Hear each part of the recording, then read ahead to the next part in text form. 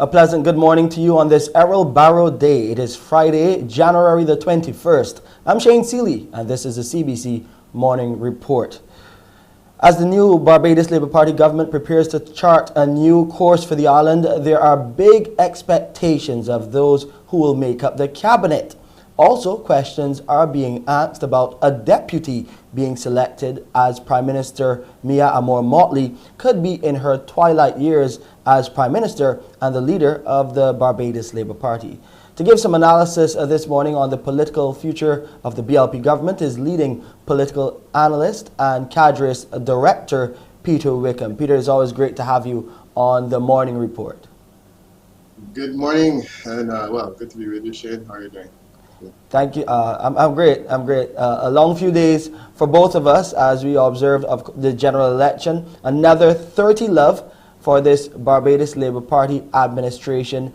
Now the challenge is the Prime Minister has to select a cabinet from these 30 and even more. What do you see on Monday? What are the expectations on Monday for this new look cabinet? One of the major expectations is the size. I imagine that it will be pared down on this occasion. I kind of got the impression that the Prime Minister is perhaps not inclined towards a cabinet of the same size anymore, because she did some trimming on the last occasion. So I think that the best we can expect, we should at least expect, that the cabinet will be similar to the size of the revised version of the cabinet, or perhaps even smaller, because she would have lost a couple of the older ministers, literally two. So maybe she would take the opportunity to reduce the size even further. So I think that's one thing, a smaller size. We have a blend of age and experience. I mean, that's pretty much clear. I think beyond that, there are a few others that I could nail down at this point in time. Who do you think would be those new ministers among this new guard that you see being elected at the polls, that we saw being elected at the polls on Wednesday? I mean, that's an interesting point. Let's look at some of the new faces. We have a young man who came into St. Michael West, Chris Gibbs. Congratulations to him. My sense is that he will not go directly into the cabinet, simply because he is an accomplished professional in business with time. And I think that he has time to sit on the backbench, the same way that Ian just sat on the backbench initially. I believe that he will. Similarly, Corey Lane, who is also a social activist and has a distinguished record in that type of thing. Again, my sense is that he will go to the backbench. I'm thinking that she will probably use some of the newer people in different ways, but that they will more or less take up seats on the backbench. The reality is that the issue of the threat that is posed by persons who are near retirement, and including them in the cabinet largely to maintain party discipline, I don't think that is there any longer. So, with the exit of some of those faces, my feeling is that she will probably not put these new people into the cabinet, but she will use the opportunity to more or less build up her backbench resources and choose the cabinet from among some of the slightly more established faces. Kay McConney comes into the lower house. My sense is that she will go back into the cabinet. She's already there. And then the issue of Santia Bradshaw will be an interesting one. We're curious to see whether or not she may be, one could say, promoted to either senior minister or deputy prime minister, because she has been retained as leader of government business, which is a clear signal of the intentions of Prime Minister Motley to keep her around for a while and perhaps for her to be part of the succession planning process. And that's where it was going next, that succession planning, okay. Because yes. Many people have been saying, and we've heard the Prime Minister say that she will be there for roughly 2 terms, and she will obviously be going into whatever field she wants to choose after that. She's still young, so she could stay on if she wants, but in terms of the next person in line, so you see Santia Bradshaw, who are some of the possible other leaders that could emerge from the Barbados Labour Party. Yeah, I mean, if you look at the difference in style, Errol Barrow, not too long after he went into Parliament, he more or less signaled, that there was a number 2 and a number 3, Erskine Sandiford, and then there was Philip Grace, and after that, any number could play. He made that quite clear. the Barbados Labour Party style has been somewhat different, and we noted that when Arthur initially had Billy Miller as his deputy, and then he identified Neil Motley as his deputy. In my opinion, it was an unusual thing to do, since the Westminster system is usually one in which the deputy is not the presumed person to whom you hand power. It's usually the Minister of Finance, and interestingly enough, Sandy Bradshaw has always been far away from the Ministry of Finance. Having said that, however, the Barbados Labour Party style seems to have been to identify a clear succession based on a person being deputy, with Prime Minister Motley being that person. So one wonders whether Ms. Bradshaw might move up into that post. She's acted for the Prime Minister on several occasions, so that would be a logical option. The thing is that the Prime Minister is chosen ultimately by the parliamentary group, and it is entirely possible that at the point in time when a successor is chosen, the parliamentary group may think differently. PJ Patterson, he planned his retirement very clearly, and I think that he's one of few Caribbean leaders who planned his retirement. And when he did that, he didn't identify anyone. He just said the party needs to choose. They chose Portia Simpson Villa. In my opinion, the choice was ill-advised, but nonetheless, it was the choice of the party. And he essentially stuck by it. So there are two paths. One could say she could identify a person, or alternatively, she could let the party decide. PJ himself, when Michael Manley left office, the party, well, basically, PJ was identified more or less indirectly as being the person that Michael Manley would have preferred. And I remember a signal was sent fairly clearly that he was the man to choose, and as a result, the party selected him. So these are the two options that are available in that regard. Finally, before you go, Peter, were you surprised by the 30-0 red washing at the polls? Yeah, well, I think the numbers, I was comfortable with 28 seats or more. And it was fairly clear that, well, certainly to me, it was slightly less surprising to me, because I was in a position where I had access to poll data that suggested that it was entirely possible.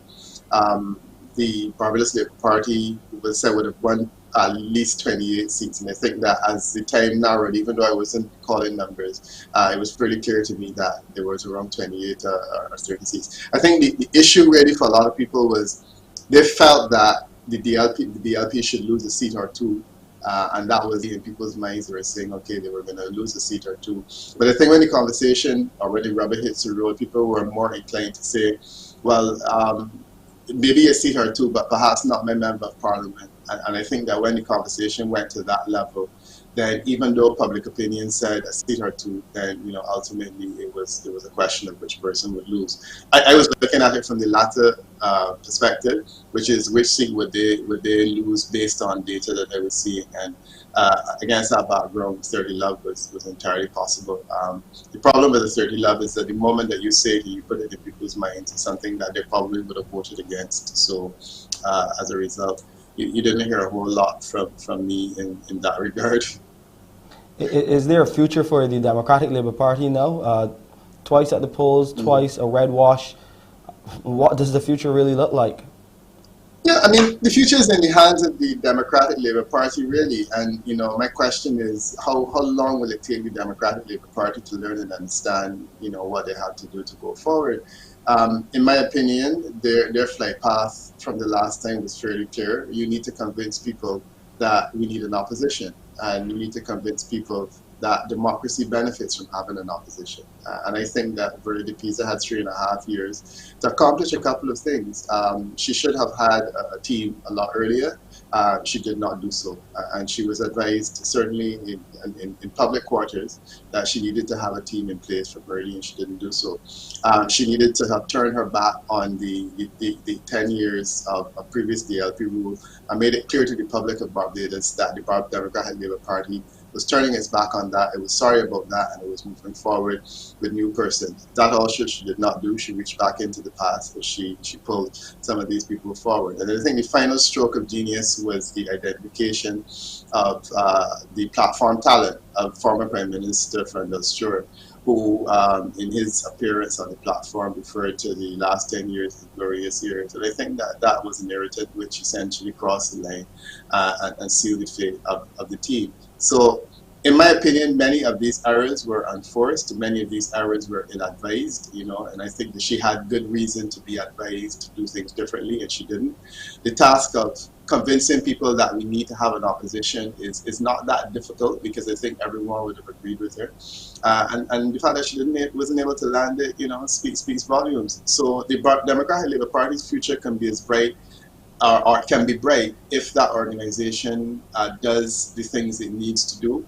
My thing is that they ought to know what they need to do, since it didn't work out last time. And I think that on this occasion, I'm hoping that they take the advice that is being given to them, and do the things it needs to do, you know, to start to repair the damage of the past, and also to present people with an option, because you know, you don't know when the next election is going to be upon you. Peter, as always, great analysis from you. We always thank you for your service to us here at the CBC. You continue to be safe, and happy Errol Barrow Day to you. Thank you, and happy Errol Barrow Day to you too. Appreciate it, man. Good seeing you. We'll take a break here and come back with those COVID-19 updates.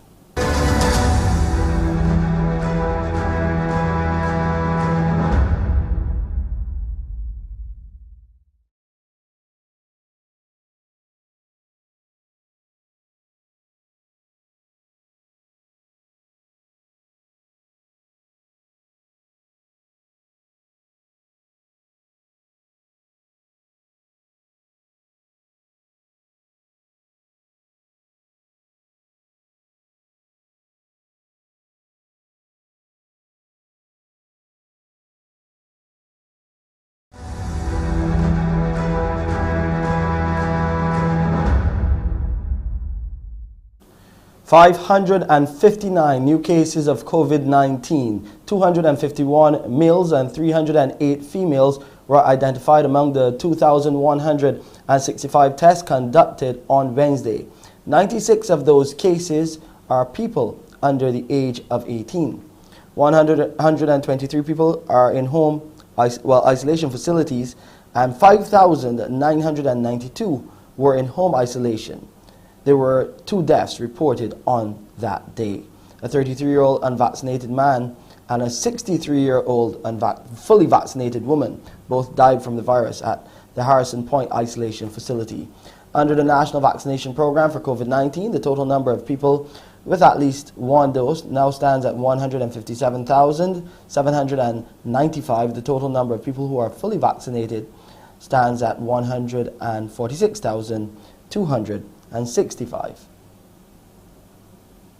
The Pan American Health Organization says Caribbean islands are witnessing the steepest increase in COVID-19 cases and infections in nearly 3 years since the start of the pandemic. Over the past week, COVID-19 cases here in the region reached new peaks, with nearly 7.2 million new infections and more than 15,000 deaths. Cases in Martinique have increased by more than 600%, and in St. Martin, they have risen by more than 135%. Cases have at least doubled in more than 17 countries and territories, which is especially concerning as hospital capacity in many islands remains limited. COVID infections are accelerating in Colombia, Peru, Brazil, and Bolivia. And as cases continue to accelerate, Dr. Etienne says countries are confronting what she called the familiar challenge of testing. PAHO has recommended the best way to boost testing is to leverage rapid antigen tests, which provides a diagnosis in minutes. Rapid tests do not require specialized training or expensive equipment, and they can be deployed to primary health centers where they can reach more people closer to home. We urge countries to expand testing at the community level to relieve the pressures on hospitals which are working overtime.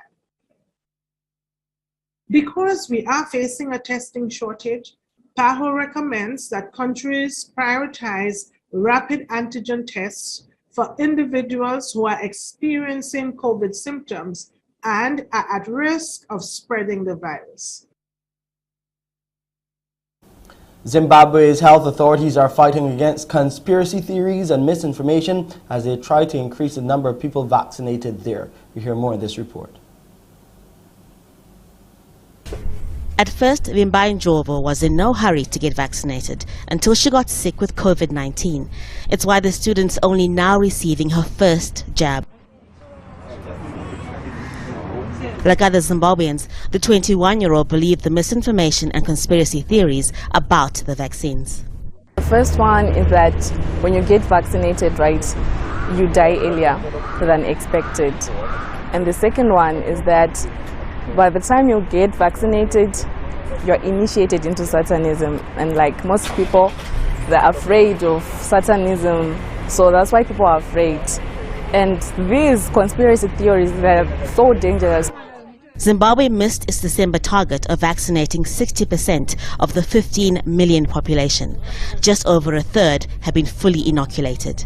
Health workers say the problem isn't getting vaccine deliveries. China recently sent 10 million doses and more are on the way. The challenge is convincing more people to accept them. Wendu Kuhuni is getting her booster. She believes the low vaccination rates could have something to do with the perceived mildness of the Omicron variant. Most people don't know the benefits of being vaccinated. They just think it's, we can get sick and recover at home. So most people won't come in just because of that. To raise the total, the government made it compulsory for all its workers to get vaccinated. Zimbabweans can only get into bars, restaurants and places of worship if they are fully inoculated. Despite that, daily vaccination rates have been dropping. For some people here, getting vaccinated could mean losing a day's wages. First they have to wait in line for public transport. Then they have to join another line to get vaccinated. That could take hours. Health officials are now looking at setting up vaccination centers at bus stops. Another proposal is to make it mandatory for everyone using public transport to show one of these, a vaccination card proving they've had a jab. The World Health Organization says only 7% of Africa's 1.25 billion people are fully vaccinated. Reasons vary from country to country. They include access to the vaccines, logistics, hesitancy, and apathy. Government leaders here say they're trying to educate everyone about getting vaccine protection. But unlike last year, when there seemed to be a rush to get the jabs, this time only a few Zimbabweans are trickling in. We'll have more news for you after this break.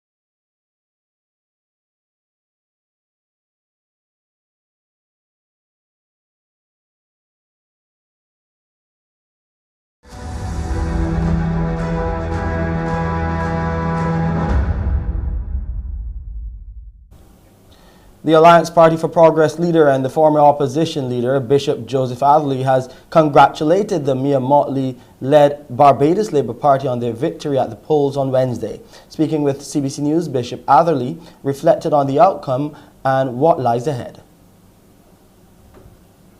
I anticipated, like many others, a low turnout because of the COVID situation and the directives and stuff that are in effect. Also, there's a growing level of voter apathy in Barbados. That's becoming even more than concerning now. I would want, therefore, to congratulate the Barbados Party and its leadership, Prime Minister, and the political leadership for the resounding success at the polls. I do think that it leaves Barbados very much at the crossroads in terms of a parliamentary democracy or institutional democracy. Chief Education Officer Dr. Ramona Archer Bradshaw has been explaining the reasons for the pushback from the original date of the January 24th for the resumption of face-to-face classes to February 21st. She says based on discussions with the Ministry of Health and Wellness, it is not advisable for schools to open at this time, given the current COVID-19 spike, particularly in the underage group. under 18 age group. Given the increase in metrics and determinants, the Ministry of Education has been advised that it is safer for students to return after the number of infections has peaked and there is a steady decline in the number of cases over a given period. We at the ministry understand the importance of face-to-face interaction of vulnerable groups. However, in light of the advice given by the public health officials, a phased face-to-face reopening will occur when it is deemed safe to do so. Dr. Archer Bradshaw says the ministry is considering all angles with respect to returning to the classroom. I want to use this time to assure the public that the Ministry of Education will continue to collaborate with the Ministry of Health and Wellness to ensure the safe resumption of face-to-face classes. Thanks for your understanding and your patience in this regard. The Barbados Port Incorporated is investigating an accident which happened in the shallow draft yesterday. In a news release, the port noted at approximately 6:30 in the morning, 2 catamarans which were berthed at the shallow draft marina were struck when an inter-island cargo vessel lost control. 2 other catamarans have sustained damage. No injuries were sustained during the incident. All incoming cargo was discharged and what was destined for export was loaded onto the vessel. The vessel will remain in port until clearance is issued pending findings of an ongoing investigation. The United States and its Western allies have insisted they will be united in responding strongly to any Russian incursion into the Ukraine before talks between Washington and Moscow's top diplomats over the crisis. I've been absolutely clear with President Putin. He has no misunderstanding. If any assembled Russian units move across the Ukrainian border, that is an invasion. But it will be met with severe and coordinated economic response that I've discussed in detail with our allies, as well as laid out very clearly for President Putin. But there is no doubt, let there be no doubt at all, that if Putin makes this choice, Russia will pay a heavy price. The U.S. president speaking from prepared remarks there, and that is no accident because the off-the-cuff remarks that the president made in his press conference on Wednesday evening here at the White House sent shockwaves and alarm bells around the world after the president seemed to suggest that there was a sliding scale in terms of not only the actions of Russia of an invasion into Ukraine, that a lesser type incursion could prompt a lesser response by the United States and its allies. Now, the White House immediately after that press conference issued a response saying that the president was simply talking about the range of actions that Russia has been known to inflict, from cyber attacks to full-scale land invasions. But in terms of the response, it is clear that the United States believes that its allies are united. And again, what we've seen is the United States cleaning up that information from the U.S. president, whether it be from a statement from the White House, the press secretary herself, or the Secretary of State, Antony Blinken, and now the U.S. president speaking very forcefully about what the intentions of the United States are. But what these comments from the United States seem to suggest, or from Joe Biden, is it essentially has exposed some of the divisions that do exist among the allies, particularly in Europe, and that is that there are some differences among the European partners about the potential response, and that's why we saw this hasty trip by the Secretary of State, Antony Blinken, to Berlin, as well as to speak with the Ukrainian President Zelensky. Now, the Ukrainian president, we should point out, was not happy about U.S. President Joe Biden's comments. In fact, he took to Twitter to say there are no minor incursions and that he wanted to remind the great powers of that. So he certainly was not happy about that. And we should also point out that in addition to Antony Blinken meeting with President Zelensky and also Berlin, he will be on Friday going to meet with his counterpart, Sergei Lavrov, the Russian foreign minister, as he continues to underscore what the United States and the West believe should be the choice of Russia as they try to resolve these differences over Ukraine. The point that the United States wants to make is that the way to resolve these security differences is through diplomacy. If Russia chooses to invade, which the U.S. president believes Russia may do, that in fact that there will be harsh financial sanctions, the like of which will have very long and lasting effects. In response, the Kremlin says the U.S. President Joe Biden has risked further destabilizing the Russia-Ukraine crisis with his harsh warning to Moscow. Russia's foreign ministry is very clear about what they're hoping to achieve from the meeting on Friday in Geneva.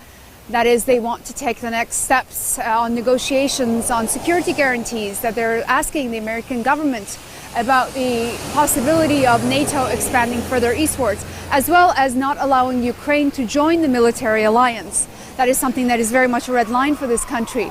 So that's the official position here. But what do ordinary Russians think about the ongoing tensions? We asked some people here in the capital, and here's what they had to say.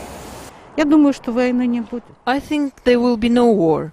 It seems to me that we have this situation from time to time, because authorities need to keep people up with something, apart from COVID. Putin's rating is just going down. I don't believe it's possible that brotherly nations will ever start this war. I wouldn't want it, because why? What for? To prove what and to whom? I stand for peace. Why is it all needed? I wish we don't make war, especially with Ukraine. We are brothers indeed. That's all I can tell you. As the world waits to find out what happens in Geneva on Friday, many here are hoping that diplomacy and dialogue can continue to be the path forward to try and de-escalate the looming crisis.